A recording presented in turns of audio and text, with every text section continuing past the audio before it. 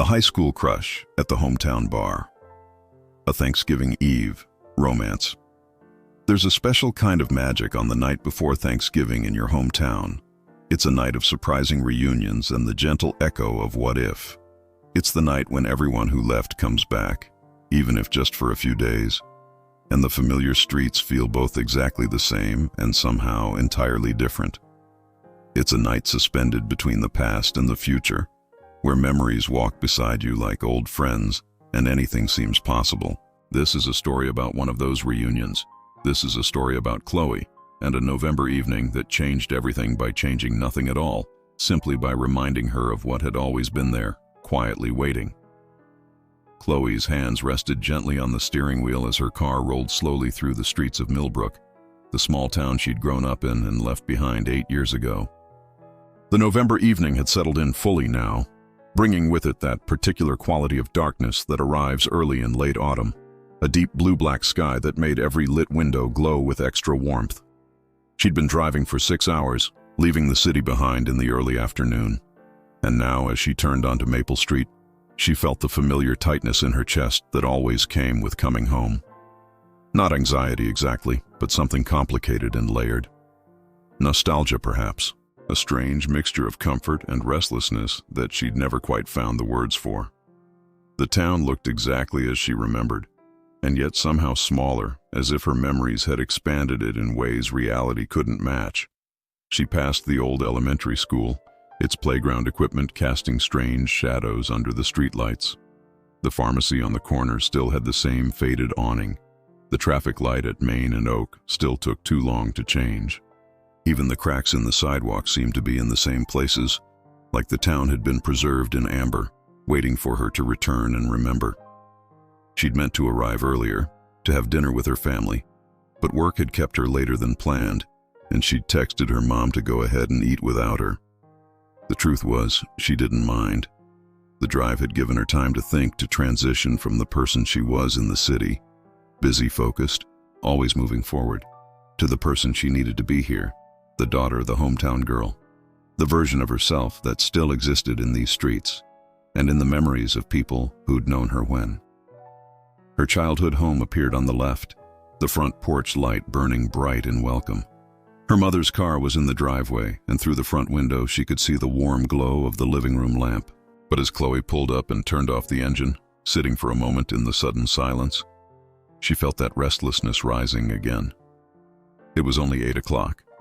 The night was young, and something in her resisted going inside just yet, settling into the familiar rhythms of home before she'd even caught her breath from the journey. She thought suddenly of Murphy's Tavern, the old bar downtown that had been there forever, the place everyone came back to on Thanksgiving Eve. It was tradition, really, though not one she'd participated in since moving away, but she remembered it from her college years, those first few returns home, how the place would fill up with familiar faces, everyone catching up, sharing stories about their new lives while standing in the place that represented their old ones. Why not, she thought. Why not just stop by for a drink before going in? Her mom knew she was close. Another half hour wouldn't matter. And besides, there was something appealing about the idea of easing into the homecoming, of sitting somewhere neutral for a moment before fully stepping back into her old life. Chloe grabbed her phone and texted her mother. Just got in, going to stop at Murphy's for a quick drink, home soon. The reply came almost immediately. Okay, sweetie, have fun. There's pie when you get home. She smiled, pocketed her phone, and started walking. She didn't want to move her car, didn't want to think about parking again. The tavern was only 4 blocks away, and the evening, though cold, was clear. The kind of cold that felt clean and sharp, that cleared your head and made your cheeks flush. She zipped her coat higher and set off down the sidewalk, her breath making small clouds in the November air. The streets were quiet in that particular small-town way, not empty, but peaceful. A few cars passed. She could hear a dog barking somewhere in the distance. Through windows, she caught glimpses of families settling in for the evening, the glow of television screens, people moving about in kitchens, Thanksgiving preparations already underway, even though the holiday itself was still a day away. She passed the house where her best friend from high school used to live, wondered briefly where Sarah was now. Married, last she'd heard, living somewhere out west. Each step brought another memory. The corner where she'd wiped out on her bike when she was 10. The house where Tommy Garcia had lived. The boy she'd had a crush on in 6th grade. The tree she and her friends used to climb, now so much taller, its bare branches reaching up into the dark sky like fingers. Everything was exactly where it had been, and yet she felt like a ghost walking through her own past, observing it from a distance, no longer quite part of it. Downtown Millbrook consisted of 3 blocks of small businesses, most of them now closed for the evening. The bookstore where she'd spent countless allowance dollars, the coffee shop that had opened right before she left for college, the old movie theater that had been converted into an antique store. Everything preserved, everything familiar. And there, at the corner of Main and First, was Murphy's Tavern, looking exactly as it always had, like it had been transported from an earlier era and simply refused to change with the times. The building was old brick, weathered to a soft reddish brown, with a single large window in front covered with a dark green curtain. A simple wooden sign hung above the door, swinging slightly in the breeze. Murphy's Tavern, Esterter 1947. Warm light spilled out onto the sidewalk from the window and from around the edges of the door, and she could hear the muted sound of conversation and music from within. Someone laughed, the sound muffled but genuine. She could smell wood smoke. They must have the fireplace going. Chloe paused just outside, suddenly uncertain. What was she doing here? She didn't really know anyone in town anymore. Not well enough to just show up and expect warm welcomes. Most of her high school friends had scattered to the winds, living their lives elsewhere. She'd lost touch with nearly everyone, the way you do when you move away and get busy and stop putting in the effort to maintain connections that feel increasingly distant and unreal. But the cold was biting now, and the warm light looked so inviting, and she'd come this far. She reached for the door handle, feeling the old brass cool under her fingers, and pulled it open. The warmth hit her immediately, a wave of it that brought with it the smell of aged wood beer, the subtle smokiness from the fireplace, and something else, something like cinnamon or cloves, a seasonal scent that made her think immediately of holidays and home. The tavern was exactly as she remembered, perhaps even more so than the town itself. It was as if Murphy's existed outside of time, maintaining itself in perfect stasis, refusing to acknowledge the passage of years. The interior was all dark wood and soft light. The bar itself ran along the left side of the room, a beautiful piece of craftsmanship with a glossy mahogany surface that reflected the light from the pendant lamps hanging above it. Behind the bar, shelves of bottles rose up toward the ceiling, their glass surfaces catching and refracting the light into tiny points of gold and amber. The bar stools were old leather, cracked and worn in places but comfortable looking, the kind that had molded to the shape of countless patrons over the decades. To the right, the space opened up into a series of booths and small tables, all of them dark wood to match the bar. The walls were covered in old photographs of Millbrook through the years, sports pennants from the high school, framed newspaper clippings about local events. In the back corner, a stone fireplace crackled with a real wood fire, the flames casting dancing shadows across the walls and floor. The ceiling was pressed tin, painted a dark bronze that absorbed and reflected the light in equal measure, creating a soft, almost amber glow throughout the space. There were perhaps 20 people scattered throughout the tavern, and the noise level was gentle, conversational. No television blared from above the bar, no jukebox thumped with bass, just the quiet murmur of people talking, the occasional burst of laughter, the clink of glasses, and underneath it all, music playing so softly that Chloe had to focus to identify it. Something old, something classic, something that belonged in a place like this. She made her way to the bar, unbuttoning her coat but not removing it yet, still not quite committed to staying. A few people glanced up as she passed, but no one with recognition, and she felt a strange mixture of relief and disappointment. She'd wanted to be anonymous, but some part of her had also hoped to see a familiar face, to feel welcomed back. The bartender approached, and Chloe felt a jolt of recognition. Rick Murphy, the owner's son, though he must be in his 60s now.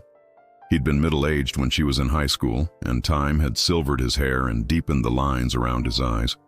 But his smile was exactly the same, warm and genuine. "Evening," he said, his voice carrying the soft accent of someone who'd never left this place. "Cold out there tonight." "It really is," Chloe agreed, settling onto a bar stool. "But it feels good in here. You've got the fire going." "Always do this time of year," Rick said, leaning against the bar. "What can I get you?" She ordered a glass of red wine, something simple, and Rick nodded, turning to pour it. As he worked, Chloe let her gaze wander around the room, taking it all in. The fire popped and crackled. A couple in one of the booths leaned close together, their heads nearly touching as they talked. At a table near the window, 3 men who looked to be in their 70s played cards, their conversation punctuated by good-natured ribbing and laughter. Rick set the wine in front of her, and the glass felt good in her hand. Something to hold, something to focus on. She took a sip, letting the wine warm her from the inside. It wasn't fancy, but it was good, smooth and rich with notes of cherry and oak. Exactly right for a place like this, for a night like this. "You look familiar," Rick said, studying her with friendly curiosity. "I know you?" "I grew up here," Chloe said. "Chloe Bennett. My family lives over on Maple Street. I used to come in here sometimes when I was home from college." Recognition dawned on his face.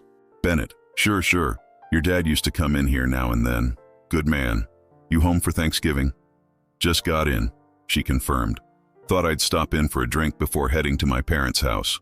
"Smart," Rick said with a nod. "Ease into it. Thanksgiving Eve's always a good night here. Everyone comes back, just passing through. Nice to see familiar faces."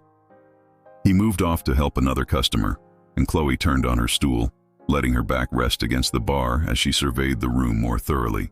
Most of the faces were unfamiliar, or familiar only in that vague way, where you might have seen someone around town years ago but couldn't place them specifically. A few people closer to her age, probably home for the holiday like she was. Some older folks who looked like regulars, settled into their spots like they came here every evening. And then her eyes moved to the far corner, to a booth tucked back near the fireplace, and her heart did something strange, something she felt physically in her chest. A skip, a jump, a sudden acceleration that made her breath catch. Sam. She recognized them instantly, even across the room, even after all these years. Sam Fletcher. Her high school crush, though that phrase felt inadequate for what she'd felt. It had been more than a crush. It had been 3 years of quiet longing, of stolen glances across classrooms and lunchrooms, of engineering situations where they might talk, of analyzing every interaction for hidden meanings that probably weren't there. Sam, who'd been kind and funny and smart, who'd had that way of really listening when you talked, who'd made her feel seen in a way she hadn't quite felt since. They'd been friends, actually friends, which had made it both better and worse. Good enough friends that they'd spent time together, that they'd talked about real things, that there had been actual substance beneath her feelings. But just friends, never more, because she'd never had the courage to say anything, and Sam had been in a relationship for most of junior and senior year. And then they'd graduated and gone to different colleges and lost touch the way people do. She hadn't thought about Sam in years, or that wasn't quite true. She'd thought about them occasionally, the way you think about people who were important to you once, wondering where they were, how they were, hoping they were happy. But she hadn't expected to see them. Certainly not here, not tonight. Not sitting alone in a booth with a book open on the table and a half-empty beer beside it, looking so perfectly like themselves that Chloe felt like she'd traveled back in time. Sam had changed, of course. They'd been 18 the last time she'd seen them, and now they were clearly 26. The angles of their face more defined, their shoulders broader, their presence more settled. They wore a dark green sweater that looked soft and comfortable, and their hair was a bit longer than she remembered, falling across their forehead in a way that made her want to reach out and brush it back. They were focused on their book, their expression peaceful and content, and there was something about the picture they made, alone, but not lonely, absorbed in their own world, that made Chloe's chest tighten with something she couldn't quite name. She should look away. She should turn back to her wine and mind her own business. But she couldn't stop staring, couldn't stop the flood of memories washing over her. Sam in the hallway at school, leaning against their locker while they talked. Sam at the coffee shop where they used to study, explaining calculus problems with infinite patience. Sam at graduation, in their cap and gown, smiling as they walked across the stage. All of it coming back so vividly it was almost disorienting. As if sensing her gaze, Sam looked up from their book.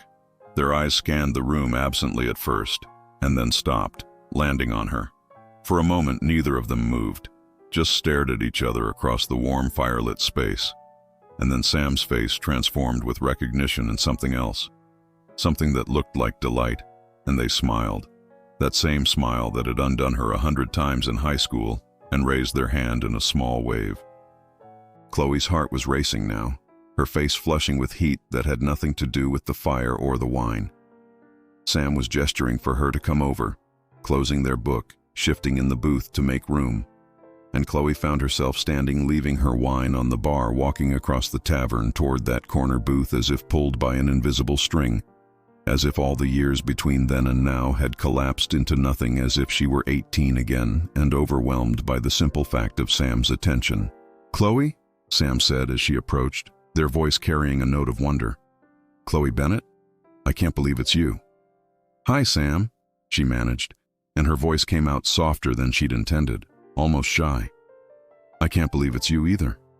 Sam stood, and for a moment they just looked at each other, and then Sam opened their arms, and Chloe stepped into a hug that felt like coming home.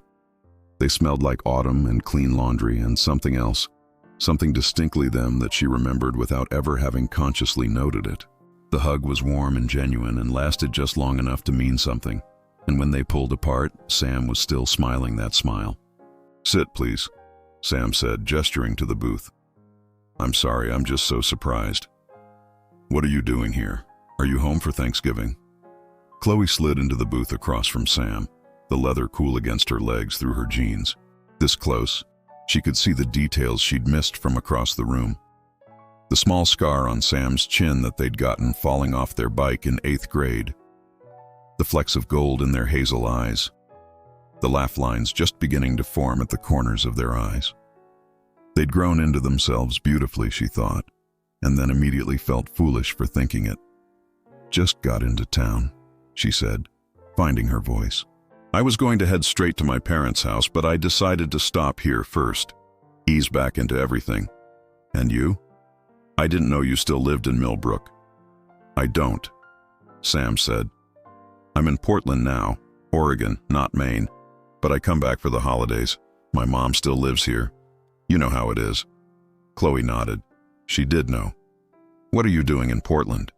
"I'm an urban planner," Sam said, and there was something in their voice, a note of pride mixed with self-deprecation. "I know, it sounds more exciting than it is. Lots of zoning meetings and traffic studies. But I like it. It feels like making a difference, even if it's slow." "What about you?" "I'm in marketing," Chloe said. "In Boston. It's good. It's fine. It pays the bills." She heard how that sounded and laughed a little. "That makes it sound terrible. It's actually interesting most of the time. Just, corporate." "Nothing wrong with corporate," Sam said generously. "We all have to make a living." They took a sip of their beer, their eyes never leaving her face, and Chloe felt the weight of their attention like something physical. "I really can't believe you're here. When was the last time we saw each other? Graduation?" "I think so," Chloe said, though she knew so. She remembered it exactly. The chaos of families and cameras, everyone in their caps and gowns, the strange mixture of excitement and sadness that comes with endings. She'd hugged Sam goodbye, had said something generic about staying in touch, and then they'd both been swept up in their separate celebrations and had never connected again. That was 8 years ago. 8 years, Sam repeated, shaking their head. "That's wild. It feels like forever and like no time at all, God, we're almost 30. "Not yet," Chloe protested with a laugh. "We've got a few years." "Fair enough, but still, adults, real adults." "When did that happen?" They fell into conversation then, the easy kind that surprised Chloe with its naturalness. They covered the basics first, filling in the gaps of 8 years. Sam's college experience studying environmental science and urban planning in Seattle, their initial job in a small firm in Portland, their recent promotion. Chloe's marketing degree, her first job at a small startup that had gone under, her current position at a larger firm that was stable, but sometimes uninspiring. They talked about their families. Sam's younger brother was in medical school now, somehow, impossibly. Chloe's sister was teaching 2nd grade in the next town over, married with a baby on the way. The casual revelations of time passing, of lives unfolding in expected and unexpected ways. The conversation flowed without effort, punctuated by laughter and exclamations of surprise or recognition. Rick brought Chloe her wine, which she'd forgotten at the bar, and Sam ordered another beer, and the drink sat mostly untouched as they talked, too absorbed in catching up to remember to drink. But gradually, as the initial rush of information slowed, the conversation began to deepen. They moved past the facts and into the feelings, the realities beneath the surface.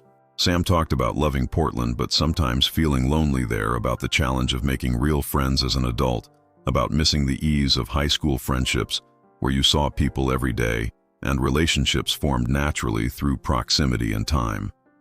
Chloe found herself opening up in ways she hadn't expected, admitting that Boston sometimes felt like the wrong city for her, that she wasn't sure if marketing was what she wanted to do forever, that she sometimes felt like she was just going through the motions, checking off boxes on some invisible list of adult accomplishments without actually feeling fulfilled. "I feel like that too sometimes," Sam said quietly. "Like I'm doing what I'm supposed to do, building a career, being responsible, but wondering if there's supposed to be more. More joy, more spontaneity, more, I don't know, more life to it." "Yes," Chloe said emphatically, leaning forward. "Exactly that. Like you're watching yourself from the outside and thinking, is this it? Is this what we were so excited to grow up for?" Sam smiled, a little sadly. "We were so sure, weren't we? So confident that we'd figure it all out, that adulthood would be this amazing adventure. And it is, sometimes. But it's also just ordinary, mundane. You wake up, you go to work, you come home, you make dinner, you watch TV, you go to bed, repeat. Not that there's anything wrong with ordinary," Chloe added quickly. "Some people are perfectly happy with that. And I'm grateful, really. I have a good life. A good job, a nice apartment, friends." "But," Sam prompted gently, "but sometimes I wonder if I'm happy or if I'm just comfortable," Chloe finished. "And I'm not sure those are the same thing." They sat with that for a moment, the honesty of it hanging in the air between them. The fire crackled. Someone laughed at the bar. The music had changed to something slow and jazzy, a woman's voice singing about autumn leaves. And in their corner booth, Chloe felt seen in a way she hadn't felt in a very long time. Maybe since the last time she'd sat across from Sam and talked about things that mattered. "Do you remember Mr. Peterson's class?" Sam asked suddenly, their face lighting up with the memory. "Senior year English?" Chloe laughed. "Of course. He made us read all that transcendentalist poetry, Thoreau and Whitman and Emerson. And we all thought it was so boring at first. But then he did that whole unit on finding meaning and purpose," Sam continued. "And he'd ask us these questions like, what does it mean to live deliberately? What do you want your life to be about?" And we all thought we knew. We had all these grand plans and certainties. "I wanted to change the world," Chloe said, smiling at her younger self. "I was going to work for a nonprofit or maybe join the Peace Corps. I was going to do something meaningful. And here you are in corporate marketing," Sam said, but gently without judgment. "And here I am," Chloe agreed. "What about you? You're doing urban planning. That's got to be meaningful, right? Making cities better, more sustainable." "It can be," Sam said, "when it's not swallowed up in bureaucracy and politics and compromise. But yeah, I do feel like I'm contributing something, even if it's small, even if most people never notice." They paused, then added, "But I also remember what I said in that class. I said I wanted to build things. Not just buildings, but communities. Spaces where people could connect, where people could feel like they belonged.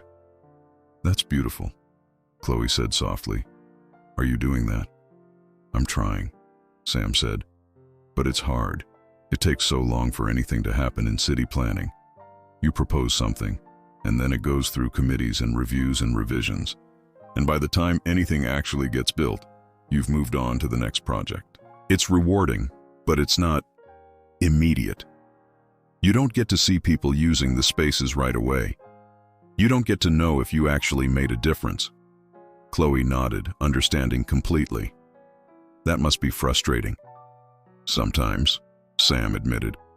But then other times I'll be walking through a neighborhood I helped redesign, and I'll see families using a new park, or people sitting at outdoor cafes on a street we made more walkable, and I feel like maybe I am building those communities I talked about. Just slowly, one small project at a time. That's still more than most people do, Chloe pointed out. Most of us, we just exist in the world.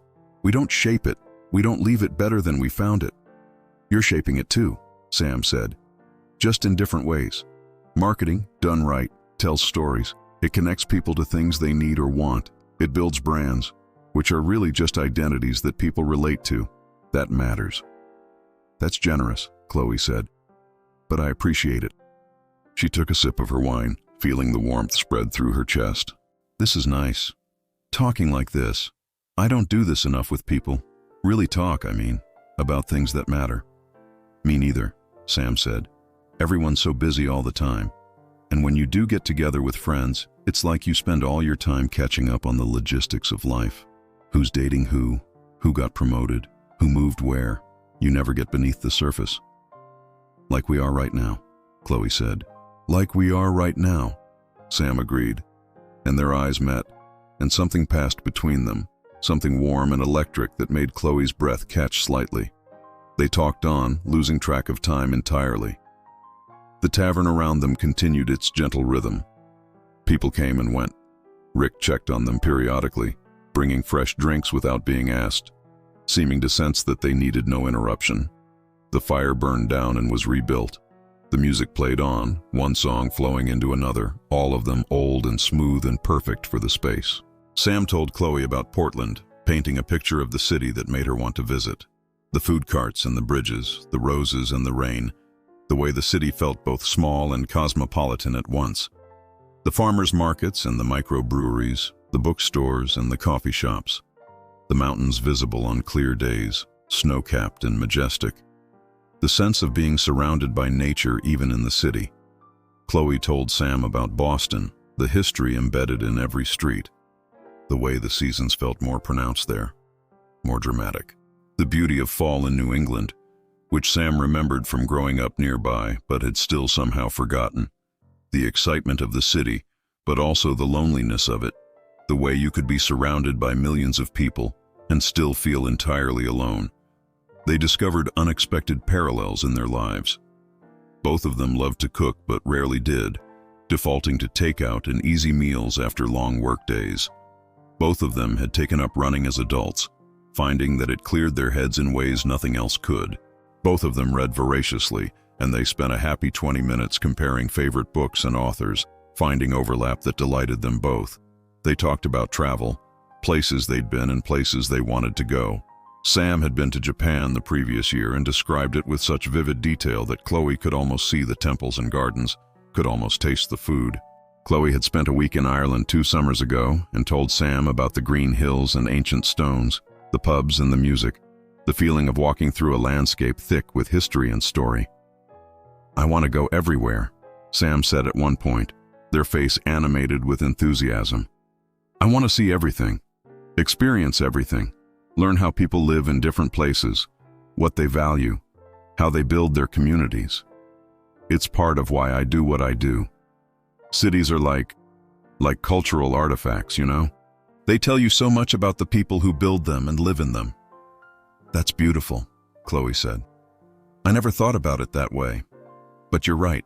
The way a city is designed says so much about what matters to the people there. Whether they value cars or pedestrians, whether they prioritize commerce or community, whether they make space for beauty or just efficiency. Exactly, Sam said, clearly pleased that she understood. And the best cities, they find a balance. They're functional, but also inspiring. They meet people's practical needs, but also feed their souls. Chloe rested her chin in her hand, studying Sam's face as they talked. They were passionate about this, she could see. This wasn't just a job for them. This was a calling, a purpose. And she felt a pang of something like envy, wishing she felt that way about marketing, about anything in her life. "You love what you do," she said softly. Sam paused, considering. "I do. Most days. Even when it's frustrating. Even when I'm sitting in my third meeting of the day about parking requirements and want to scream. Yeah, I love it." They looked at her carefully. "You don't love marketing?" It wasn't a question, but Chloe answered anyway. "No, not really. I'm good at it. I'm successful, but I don't love it. I don't know if I ever did. I sort of fell into it, honestly. I was good at writing and good at strategy, and marketing needed both, and I needed a job, so." She shrugged. "And now I've been doing it for 5 years, and it feels like it's too late to start over, to figure out what I actually want to do." "It's not too late," Sam said firmly. "We're 26. We have so much time. My mom went back to school when she was 40 and became a nurse. One of my friends from college just quit her job to go to culinary school. Another one is learning to code online. People reinvent themselves all the time." "I know you're right," Chloe said. "Logically, I know that. But it's scary. The idea of starting over, of not having the security, of being a beginner again." "Of course it's scary," Sam said. "Change is terrifying. But you know what's scarier? Waking up at 40 or 50 and realizing you spent your whole life doing something that didn't fulfill you because you were too afraid to try something else." Chloe felt the truth of that settle into her chest. "When did you get so wise?" Sam laughed, the sound warm and self-deprecating. "I'm not wise. I'm just as lost as everyone else. I just got lucky that I figured out what I wanted early and that it was actually viable as a career. But I still have moments of doubt. Still wonder if I should have done something else, taken a different path." "Like what?"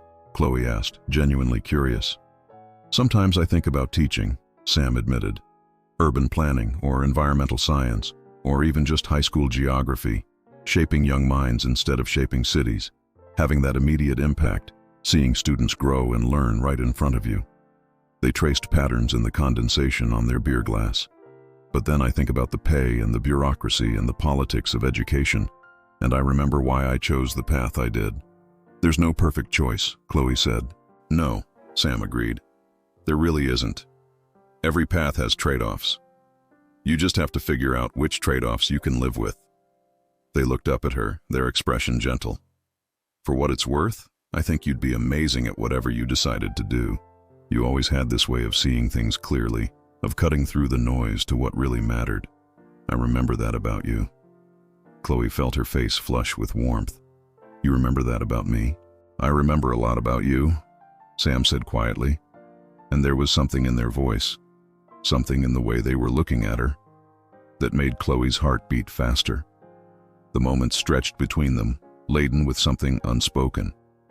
The firelight flickered across Sam's face, casting shadows and light in equal measure. The tavern around them seemed to fade away, the sounds growing distant, until it felt like they were the only two people in the world, sitting in this booth, this moment suspended in time. Chloe wanted to say something, but she didn't know what. She wanted to ask what Sam remembered. Wanted to ask if they'd felt it too, back then, that pull between them. But she was afraid of breaking the spell, afraid of saying too much, afraid of the answer she might get. Sam seemed to sense her hesitation and smiled, breaking the tension gently. "Remember that time in junior year when we stayed after school to work on that history project?"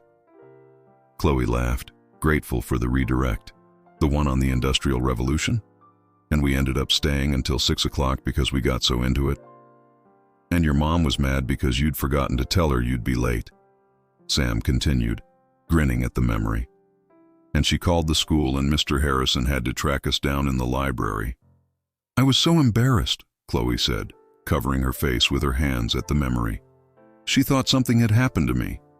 But we got an A on that project, Sam pointed out. We built that whole model factory with the little workers and the assembly line. You built it, Chloe corrected. I just helped paint it. You were always so good at making things. We made a good team, Sam said, and something in the way they said it made Chloe look up, made her wonder if they were talking about more than just a history project. But before she could respond, Sam was already moving on, asking her about other memories, and they fell into a pattern of reminiscing, laughing over shared experiences. The time they'd both tried out for the school play, and neither of them got cast. The field trip to the museum where it had rained so hard they'd all gotten soaked running from the bus to the entrance. The pep rally where the mascot's head had fallen off in the middle of a cheer routine. Each memory led to another, a cascade of shared history that Chloe had forgotten she carried. It was like excavating a buried treasure, each recollection bringing with it a rush of feeling a connection to her younger self, to this person across from her who had been such a significant part of her life for those few years. I had the biggest crush on you, Chloe said suddenly, and then immediately wished she could take it back. The words had come out without thought, carried on the wave of nostalgia and wine and the strange intimacy of the evening. Sam's eyes widened slightly, and they set down their beer carefully. What? Chloe felt her face burning now, but there was no taking it back. In high school, I had the biggest crush on you for like 3 years. 3 years? Sam repeated, and Chloe couldn't read their expression, couldn't tell if they were pleased or surprised or horrified. Junior year through graduation, Chloe confirmed, wishing the booth would swallow her whole. I know you were with Alex most of that time, so it didn't matter, but yeah, I thought you were everything. Sam was quiet for a moment, and Chloe braced herself for awkwardness, for pity, for the conversation to suddenly become uncomfortable. But when Sam spoke, their voice was soft, almost wondering. I had no idea. Good, Chloe said with a self-deprecating laugh. That means I was better at hiding it than I thought. Chloe, Sam said, and there was something in their voice that made her look up, made her meet their eyes. I had a crush on you too. Time seemed to stop. The tavern fell away completely. Chloe stared at Sam, certain she'd misheard. What? Senior year, Sam said, their words coming faster now, like they were afraid if they didn't get them out quickly, they might not say them at all. After Alex and I broke up, I realized that all the time we'd been spending together, all those conversations, the way I looked forward to seeing you every day, the way I told you things I didn't tell anyone else, I realized I had feelings for you. Real feelings. But you never said anything, Chloe whispered.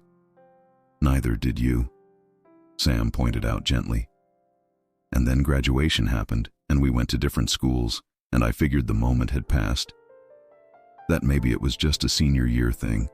Nostalgia and proximity and fear of the future all mixed together. Chloe's mind was reeling. I thought you just saw me as a friend. A good friend, but just a friend. I thought the same about you, Sam said. God, we were idiots. Complete idiots, Chloe agreed. And then they were both laughing, the absurdity of it breaking the tension. 8 years. 8 years they'd both carried these feelings, never knowing they were reciprocated, never taking the chance to find out. For the record, Sam said when their laughter had subsided, I don't think it was just a senior year thing. Not for me. I've thought about you a lot over the years, wondered how you were doing, where you ended up. I even looked you up on social media once or twice. I did the same, Chloe admitted. Your profiles were always private. So were yours, Sam said with a small smile. They sat with that revelation, the air between them charged with possibility. Chloe could feel her heart beating in her chest, could feel the weight of Sam's gaze on her, could feel the years falling away until they were 18 again, standing at a crossroads they hadn't known existed. But they weren't 18 anymore. They were adults with separate lives in separate cities, home only for a few days before they'd return to their respective corners of the country. The timing was just as bad now as it had been then, maybe worse. As if reading her thoughts, Sam said quietly, Bad timing, huh? Seems to be our specialty, Chloe said, trying for lightness but hearing the sadness in her own voice. I leave Sunday morning, Sam said. I'm guessing you're leaving around then too? Sunday afternoon, Chloe confirmed. I have to be back at work Monday. They looked at each other, and Chloe could see her own conflicted feelings reflected in Sam's eyes. The recognition of something precious, something that might have been, mixed with the practicality of their current reality. What could they do? Start a long-distance relationship based on one evening of rekindled feelings? That seemed like a recipe for heartbreak, but the alternative, walking away, letting this moment pass like they'd let the last one pass, felt equally unbearable.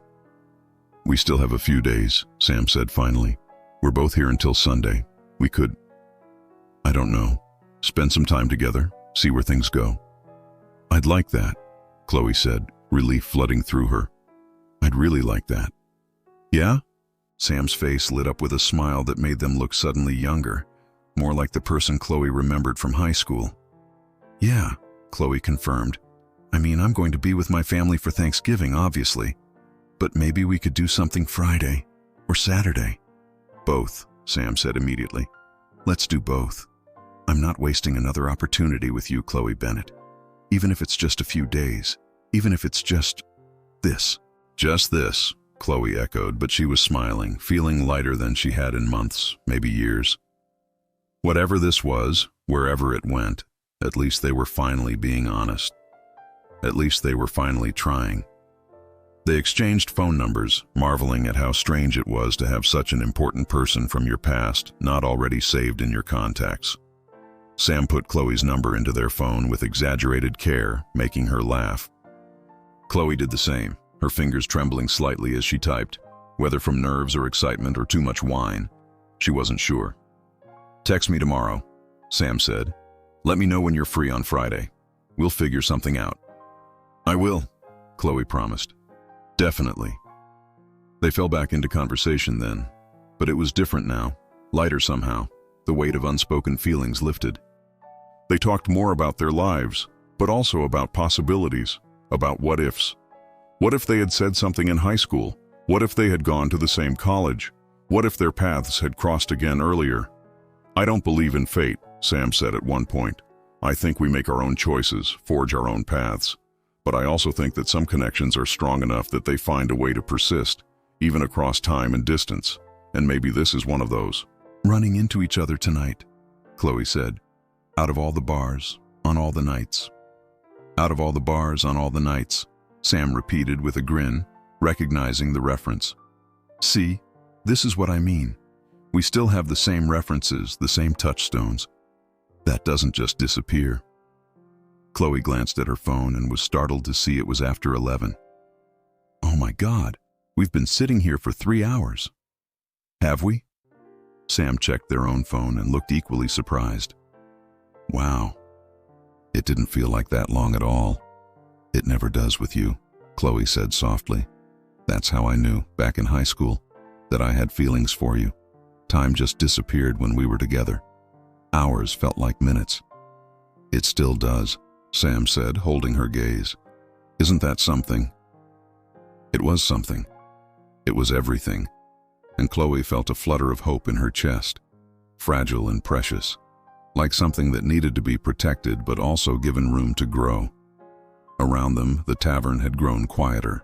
Several of the tables were empty now, their occupants having departed into the cold November night. The fire had burned down to glowing embers. The music was even softer now, barely audible. Rick was wiping down the bar, and Chloe got the sense that they were approaching closing time, though he hadn't said anything, hadn't rushed them. I should probably go, Chloe said reluctantly. My mom is going to wonder where I am, and I'm sure you need to get back to your mom's place too. I really don't want this evening to end, Sam admitted, but you're right, we should probably go. They gathered their things slowly, neither of them in any hurry despite their words. Sam left cash on the table for their drinks and waved away Chloe's attempt to contribute. Next time, they said. You can buy next time. Next time. The words were like a promise, and Chloe held them close as they made their way to the door. Rick called out a goodbye, told them to stay warm, and they both thanked him. stepping out into the cold November night. The temperature had dropped further, and Chloe's breath came out in visible clouds. The street was empty now, the shops all dark. The town settled in for the night. Above them, stars scattered across the clear black sky, more visible here than they ever were in the city. A half-moon hung low on the horizon, casting pale silver light across the street. "Which way are you headed?" Sam asked, zipping their coat up to their chin. "That way," Chloe said, pointing down Main Street. "Maple Street, about 4 blocks. You?" "Other direction," Sam said, gesturing behind them. "My mom's place is over on Pine." They stood there on the sidewalk, neither wanting to be the first to leave. Chloe could feel the cold seeping through her coat, but she didn't care. She didn't want this moment to end, didn't want to break the spell of the evening. "So?" Sam said softly. "Friday?" "Friday," Chloe confirmed. "I'll text you in the morning. We'll figure out a plan." "I can't wait," Sam said, and the simple sincerity of it made Chloe's heart squeeze. They moved toward each other at the same time, meeting in a hug that was tighter and longer than the one at the beginning of the evening. Chloe closed her eyes, breathing in Sam's scent, feeling the solid warmth of them against her, memorizing the feeling of this moment. Sam's arms around her, the cold night air on her face, the quiet street around them, the sense that something important was beginning. When they pulled apart, Sam's hands lingered on her arms for a moment, their faces close enough that Chloe could see the gold flecks in their eyes even in the dim streetlight. For a heartbeat, she thought Sam might kiss her, and her breath caught in anticipation. But instead, Sam smiled, soft and sweet, and squeezed her arms gently before stepping back. "Text me," Sam said again. "I will," Chloe promised. They parted then, walking in opposite directions, and Chloe made herself not look back, though she desperately wanted to. She could hear Sam's footsteps receding behind her, growing fainter until they disappeared entirely. And then she was alone on the quiet street, walking home, her mind swirling with everything that had happened. The walk back to her parents' house passed in a blur. She barely noticed the familiar landmarks, too lost in her thoughts to pay attention to her surroundings. Her body felt light, almost buoyant, like she might float away if she wasn't careful. She couldn't stop smiling, couldn't stop replaying the conversation in her head, hearing Sam say, "I had feelings for you too," over and over again like a song on repeat. When she reached her house, she paused on the front step, taking a moment to compose herself before going inside. The porch light was still on, and through the front window she could see the television flickering, meaning at least one of her parents was still awake. She took a deep breath, trying to calm the excitement thrumming through her veins, and opened the door. Her mother was on the couch, reading with the TV on mute, and she looked up with a smile as Chloe entered. "There you are. I was starting to worry. Did you have a nice time at Murphy's?" "Yeah," Chloe said, and she could hear the smile in her own voice. "Really nice. I actually ran into someone I knew from high school." Her mother's eyebrows rose with interest. "Oh, anyone I'd know?" "Sam Fletcher," Chloe said, unbuttoning her coat. "We were friends senior year. They're home for Thanksgiving, too." "Fletcher," her mother repeated, thinking. "I remember. Nice kid, very polite. How are they doing?" "Good," Chloe said. "Really good. They're living in Portland now, doing urban planning." "That's wonderful," her mother said warmly. "It must have been nice to catch up." "It was," Chloe agreed, and she left it at that, not ready to share more, wanting to keep the evening to herself a little longer, to hold it close like a secret. "Is there really pie?" Her mother laughed. "In the kitchen, apple. Your father couldn't wait and already had a piece."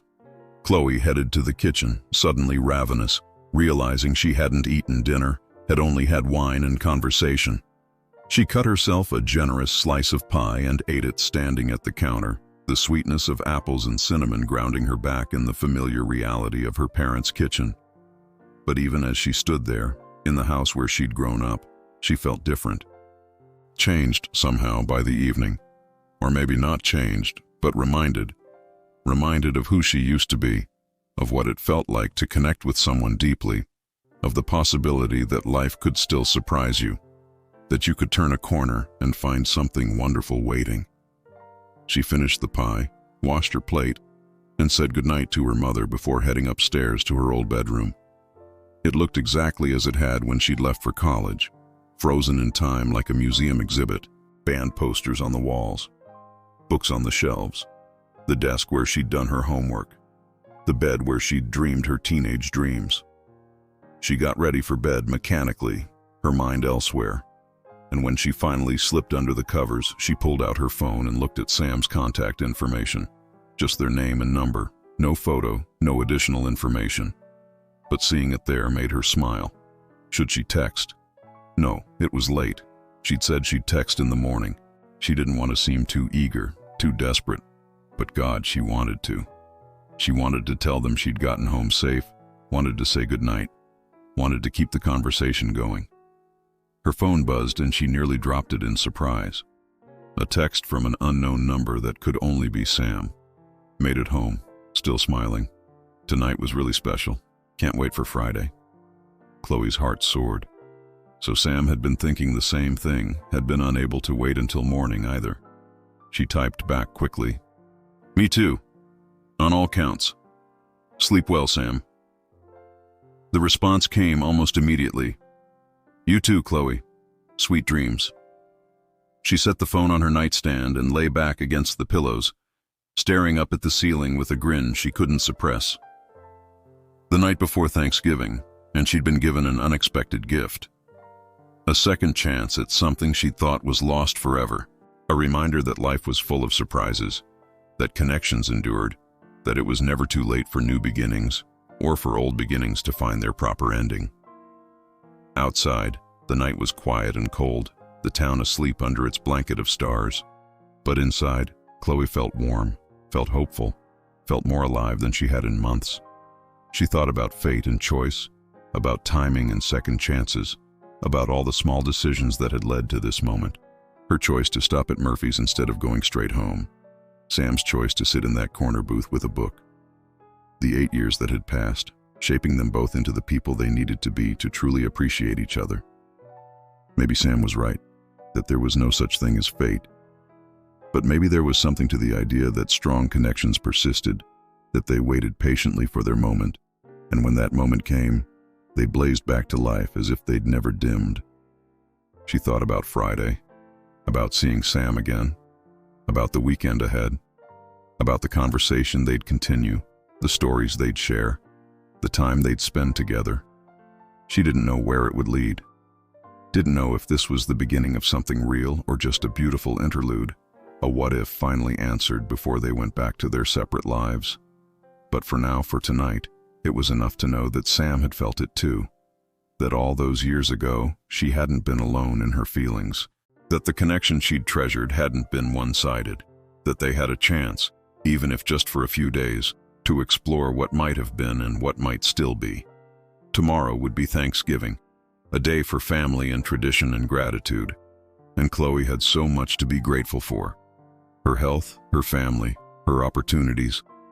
But tonight, lying in her childhood bed with Sam's goodnight text still glowing on her phone, she was most grateful for unexpected reunions and second chances, for old friends who might become something more, for the way life could surprise you when you least expected it.